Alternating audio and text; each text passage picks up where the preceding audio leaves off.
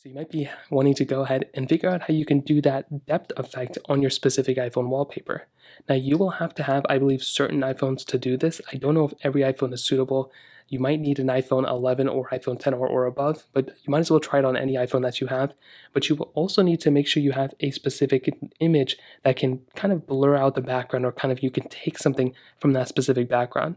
So in this case, I will just use this as an example. You can see I have this specific image, and you can see that the person here can pretty much almost act like some sort of person. It can be like some sort of object. So as long as you have some sort of wallpaper like that, what you want to do is you want to swipe down or get into your lock screen of your iPhone. You want to hold down on your specific lock screen right like that, and you want to go and click the plus button.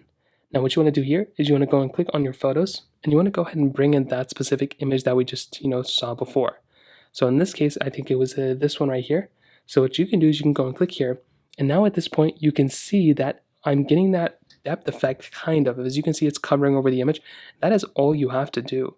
Now you can also go and click on the three dots down here. You may be able to go ahead and enable and disable that depth effect. So if I go ahead and turn off the depth effect, you can see it'll go ahead and take that off. So now the person is behind it.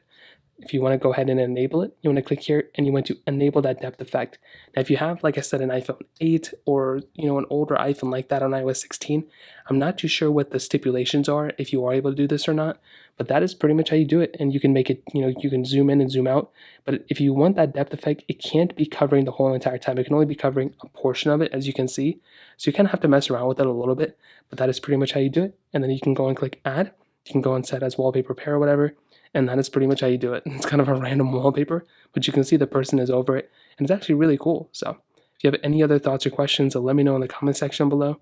Hit the like button, that would mean so much, but definitely hit that subscribe button. More importantly, everything else, I love every single one of you guys. Hopefully I'll catch you guys in the next video. Peace out.